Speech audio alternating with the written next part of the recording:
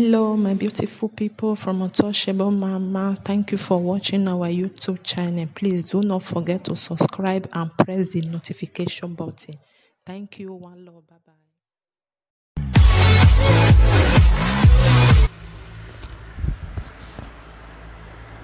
bye. Butter. Na a message na. Ìyẹn do ya oni Google. On video pa ikan de kun YouTube ba. No concern election here EU na. A Buhari where he must to claim Edo State back, but by all means. So, mani we had the mama my here kwejo. APC agwabo na we Edo ni. A PDP go no obaseki gbedage. Say my here have the bojo yeke. Na make sure where or eti seva. Ruda ekene Buhari gi mwere me understand. The man can Buhari gi mwere no wini ai mune ko se kiyan na be ring yan be ri na mama gwala gbe owo Edo mama yi gwale yi go na tuwe ga won ya de gbe e go father reason mama be need so wala wo wa kole mi wa ni avie boy obaseki eke ave pastor si ya mi ro Edo wala wa ge gbe wo wa evon nerun na mi ewe mo bi makukun ni yan won ya ize ya bu meje bopo na dori Enedo meje bopo na dori Enedo unu oje 700 million akamu yo na mi ilogina yo bona ma mi oto ma mi won ebo boy o tanya ego ni ama ewo wa mo Edo na mu me tọ́ra tó ẹ̀gà ní náà gbẹ́wù. Good evening, my dear. Àwọn amúgbó náà gbẹ́wù ní à. Wọ́n láwọ̀ owó wájú ìfẹ́ bọ́ yẹ bọ́ sẹ́kì yékè. Àwọn ìfẹ́ máa hàn àgbàmì hàn. Èmi wà ní àwọn ẹ̀yà hàn tí yóò. Kò sì kéèyàn náà lè dúró pẹ́ tì mú yàrá wà bẹ́ẹ̀ ṣe náà. Ya kpo video ni wa ba wa dan le o wala o wa kole mi wa ni a support obaseki o cause Buhari kana yi kana mu dia yi na enekere o cause wa kan de ko gbe wo me ya pe ma wa dan le o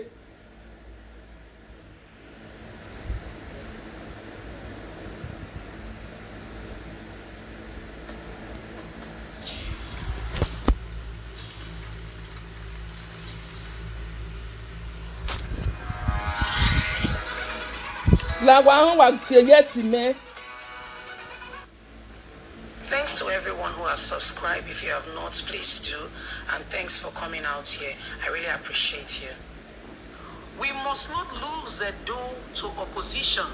Buhari tells APC government. Hey, my people. Good morning, good afternoon, good evening, whatever time we're reaching you today. Buhari Muhammad Buhari said, Edo people, hey, the ball is in your court. Oh. What does this statement tells you?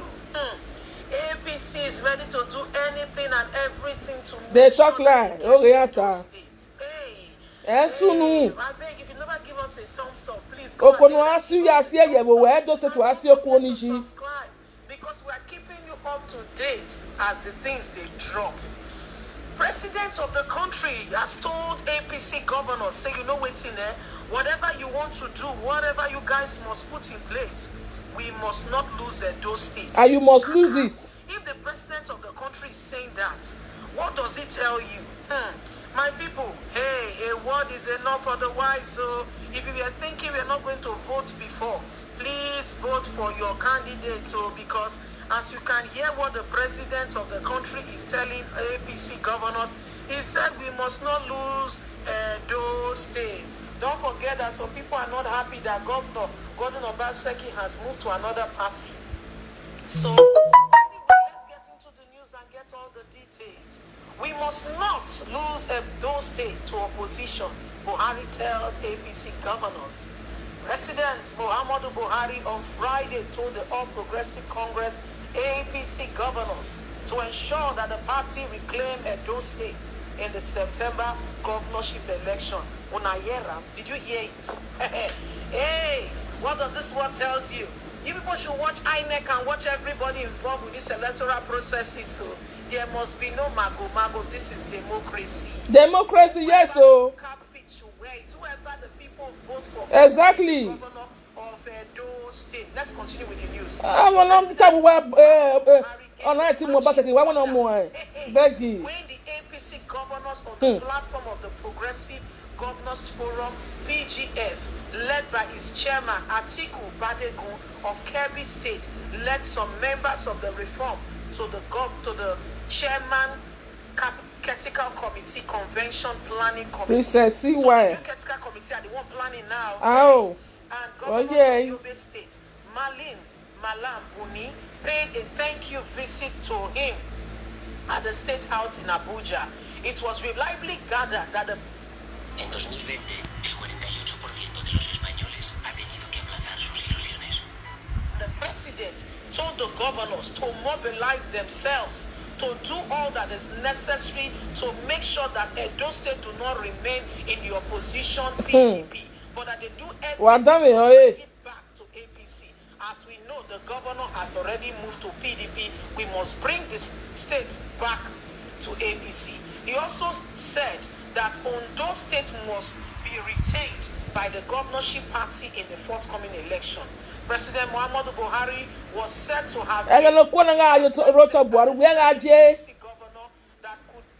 that he could be driven to the point of leaving the party, lingering and associating with the opposition.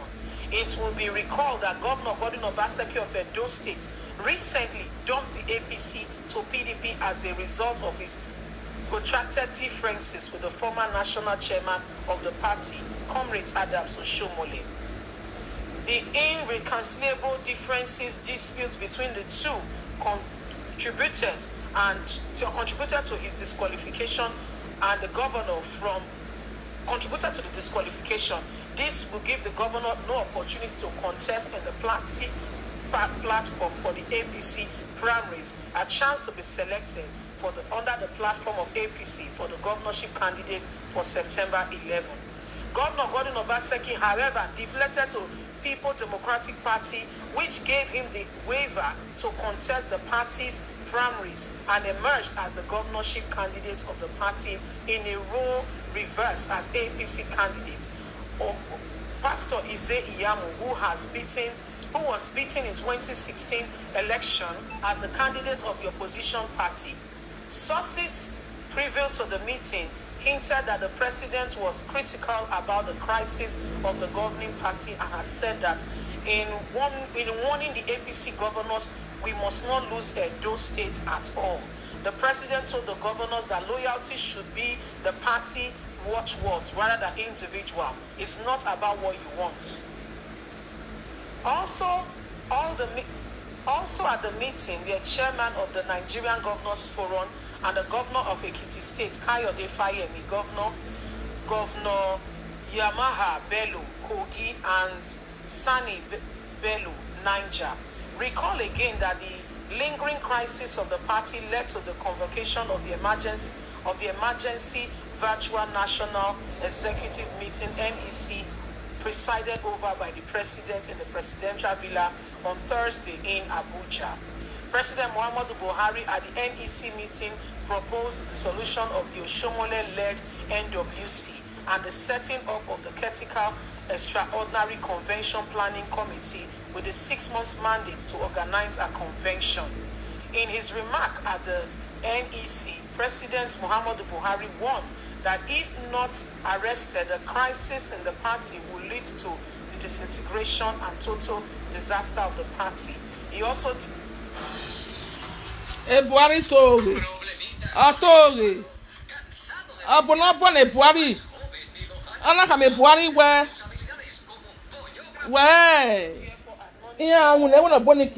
lingering matters in the courts. According to him, The maturing disagreements could lead to self-destruction and the whole entire destruction of the whole party.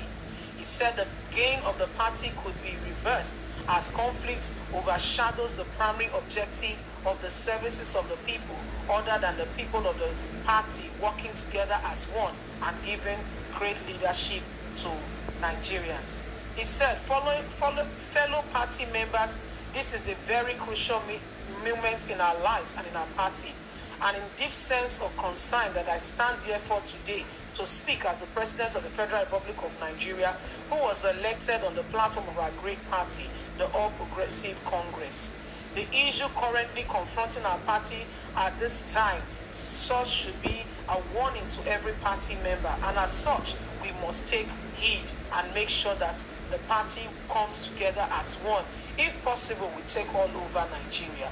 Well, these are some of the words of President Muhammadu Buhari telling the governors that they must take over those states.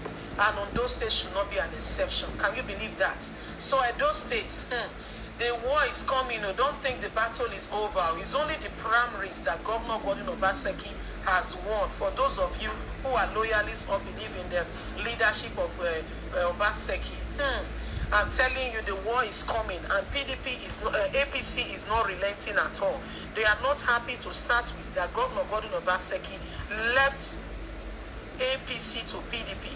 But what really happened? When all this were happening, the governors sought refuge from the leadership of the party. Because, I mean, as party leaders, we are privy to some of these happenings because we know of what has been happening. We've been getting all the feedback and all the information of all that has been going on. We know that the governor sought refuge. He went to see, Lagos. He went to see the person of the leader of the party, talking about Ashiwaju. Once again, it's your girl. One of the I can also went to see the president, although we did not hear all that they discussed. But what are we talking about? This is what is really happening now as we speak. These are things that are really happening, real life situation. And the president has charged all governors under APC that they must do what they can. They must not lose. They must not lose. They must lose Edo State. Did you hear the charge? You heard it. Not my words, his words. That they Must lose Edo State. But they must work together. They must mobilize. They must work together. They must make sure that they win APC. They take back Edo State. That he said he was very disappointed that the governor of Edo State has gone to PDP. He said he's very disappointed, and as such, not disappointed. back home. Everybody can no sunu. War is imminent. War is around the corner, and every hand's I beg you. deck. Any party that wants to win Edo State, whether PDP, APC, whatever party you belong, know that war is around the corner. Because as we are seeing it now, if the president is giving all the governors charge, then you know what is happening. Anyway, my people, this is what is happening right now. We keep you up to date with all that is going on in Nigeria and around the world. Don't forget,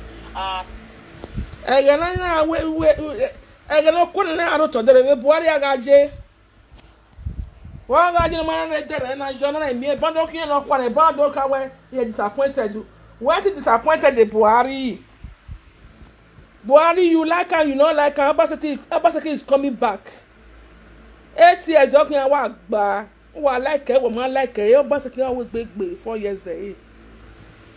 So we lose a partner. So a PDP original, APC. Who are failing? APC, So yeah, the one that have no time bania. So I can why you come up. Who are calling me wow. Ni have your boy Obaseki yeke. Ai magwalo edo ya gwalo. Matane we magwalo. So I can asunu almost to tayewa. So the Buhari video to a wadona ekege yaro. Ekege ya gwaro. Because again na that they tell radio bolele ege severiana. E ba mi yari le ban do agun. wala wa avie wa la wa kole mu wa ni ave vote no obaseki la won je pe ni ave send go ni a pe wa ye da me o e hello wa ya bota wa be ne de sai wa ya ko yo la o ti na no ya me pe o tan de e Buhari we APC measure ya retain Edo State ibi Edo ni ri oba yo obaseki eki ni ro wa ken risi wa ya wesi wa ya ro obaseki eki wa ya la an wa ye gbagbe ni wa je gbe wo wa o da do wi vi manafone agmameyo ma beri wi no ma no obaseki e fu pe ni no ya la fona o si eni ma ya na ye we ma ye ko alo obaseki no e no mu fi mu yo to no ma no ne no dredo no do wefo o da gbe ne ese ya nwena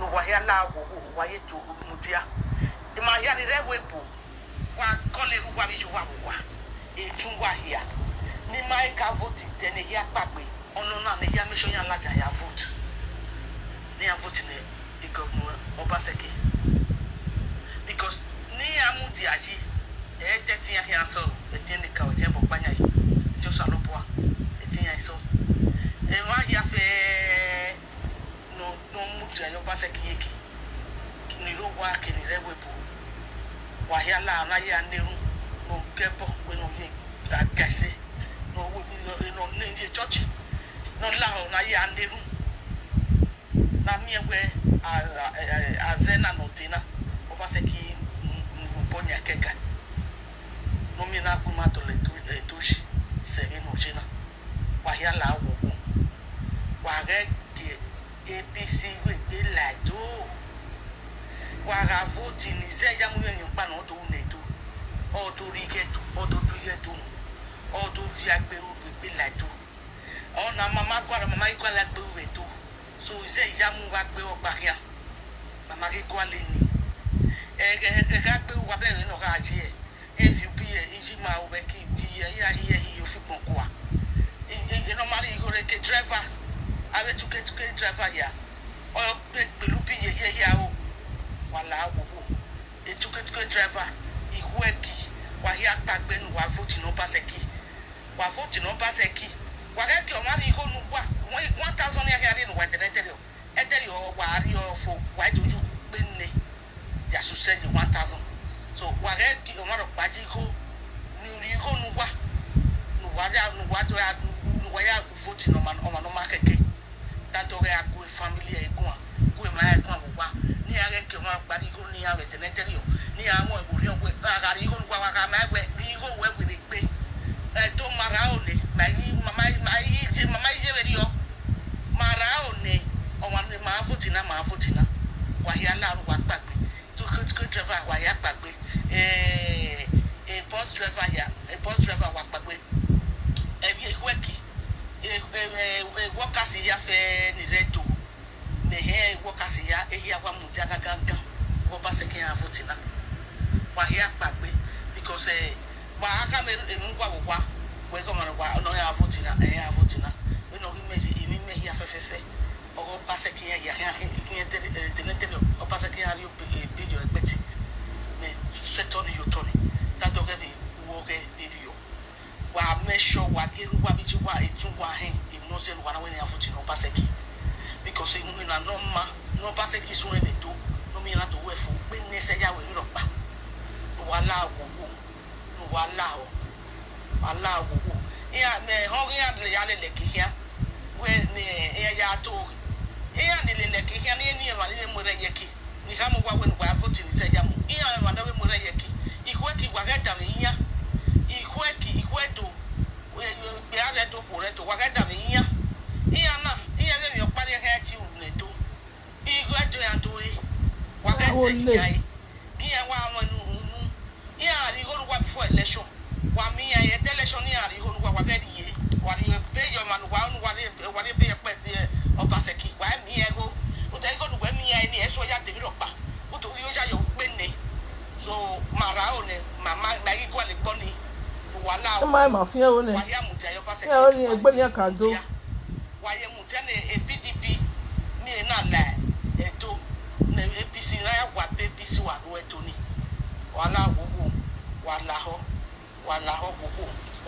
mutia ni mayala ho e beto ala wo ni aye mutia e dey campaign ase akapele ni go na ge e ya dey go ni understand when you ala wo e ya ni reason ya ya vote no obaseki erosion no ni kwa kai erosion ni obaseki igo na mu no shomule ya we gota no problem obaseki te China ga to le jina shomule maka we si o se na na mi we o maye e ti dejo wa ye si pe o ga ye o dejo si so fu ga we ni o ga ye we dejo iya ni ya ha ja bo wa ji ja o si oku na ya sesese na ija no le gado a ha ja iya na ha ja ana bo wa ji ja o ga le gbo wa ni be na ku ni a wa gbe eri akwo wo gbe bi àwọn bá ṣe kí ya gbọ́ kò gbá o.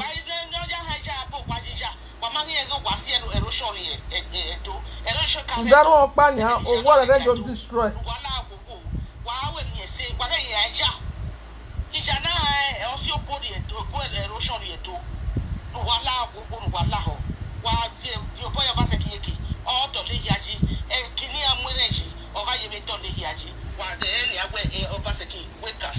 Sẹ́kà ọ̀la yẹn gbé.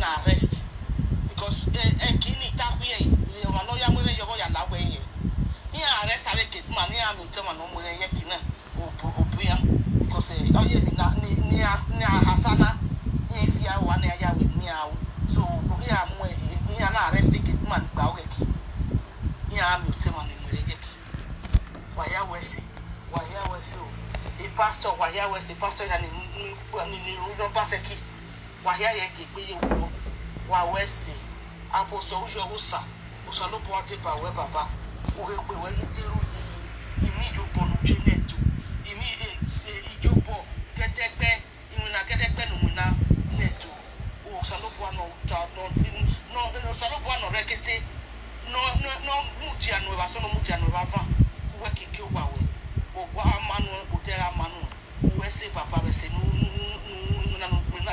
na netu awi ma ya so wese ejike pe wo bo baba no la ho wa ya ye mutia e pastor ya fe ni no obaseki wa ya ga ma e ku ara owo no sese kevi ya fe no vi be sese no obaseki we pe ya mu ni wa zena na ha ndu e pe la una wa ya wa ma wa wese don we no ma amnesi ba wo no ro ye wo ma imana ne ina no obaseki na ima kwani no mada tu oshumawe iwani kawe no paseki o ya magikwalo iya kwani no mada tu ekunya pa eya o se mama kwali boni wa ya wese wa ya ni wa ya wese ni rewe bu ya fe wa ya wese wa ye kipe wo wala ho wa wese wa dame ho na ne wala wo wa gavi boy obaseki eke o ruda we obaseki emi no hu oma oye wo ya like e me be 8 years no show mo le gbe me be yan pa on dey fian gbo a stadium ni ya ga obaseki dollar yin ya o show mo le mi e ma ye boka one day of ya hour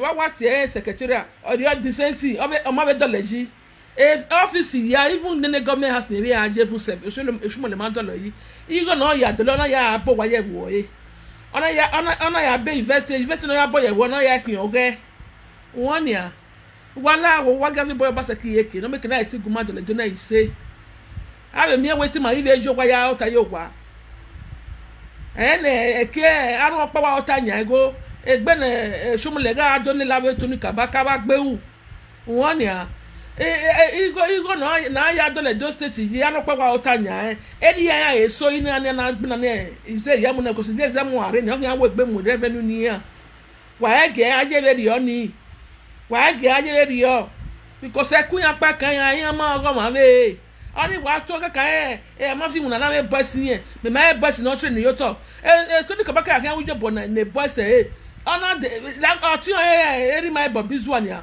ubega a company oge inwina ne ma ya nwina ale drivers ye ma se na mo gbo ni gbo etuni kabaka no vi na me boys yo mana me de boy wo no de etukutike vi oni na ya nwina o ojin agade gbe kian ojin awe ni dan le wo kian so wala wo wa dabe yan ye because ojin ya upin yan fun one so one fi boy obaseki ye ke no go no eti guma gele dole dole ni magwaleji cause ni agwa je na ogunu yan agwa je iya magwale yan ma ogo ma be ye ya ma ogo ma be won so ni e wa so ni de ma fi una ni ma fi una ni yan e me mba school pa no jo by right na we gele na time no je school play politics o yan na ki o show me na ki o ga gbewu ona ki o ge tosi me me no we na mu ni a government office abasiku mu ye gbela wa ilagba dia awu ye ma boy gbin na gba nuna me gbin na mu nu wa ga so awon ga igun we ni ere la wa iwu na we nwi na abasiku mu ye nwe gbo awu ye ma gbo so that me say no we pastor is ya mu me gbin na gba nuna ona mu wele le gbe kian me pastor ye gbe ma ri o we gbe aruti egbo pastor me no ya we gbe wala wo wa ga fi boy obaseki yeke because ni awa je na gbe yan wa na vote ze ya mu na lapo o kan we gbe mo agbo we gbe we dey kebe wa ke vote wa any wa say ba de na wa dey 5,000 da wa we ma we dey 5,000 na o se me alu me dopa u be me dopa kan no 4 years o kan ye gbe wa awon ni wori o so wa ke vote wa no mu wa pa wa la wa ke vote wa since to kabaka we ye ju epe ti mu on be on here get do mu ye here get do mu I want to fear bego de mayara one so wala wo wa kole mi wa woni vote no obaseki o wa woni vote no obaseki magwa lo mama ni do so ne Buhari wa dona when he almost to claim a do state then all force okay do claim area here again no mu na ga mo vote na aga mu ye ba okay when awe mo no nya we kan so popo na mu when na ma la do vote no obaseki nia odo kan we amu ni se ja mo kan possible nia obaseki kan ma se gbe wa je be oni no kan possible okay ni e bu se ya mo ati mu ne obaseki second okay ni e be ye gbe yan lose Edo state ne why because they no ya gun yo ma gun yo dege me na da de ya do ejo ba na ga je de na be na se gbe no de gbe obo amero kan pa wa do dada o leti ne yan lose Edo state yan lose ene de what I obaseki repeat ba na aforo ya na be we ya nwi ne na wa je na yen feli is it ya mo obaseki yin bare why because you na obaseki una go any beg ye is ya mo de do nwi na yen do ra o ji eru da e die ba ti e do le doji wonia so wala wo wa fi boy obaseki yeke e na be ta se de na wa ya we so wa na da be o wa fi o bu ya we ke dopa wa bye bye.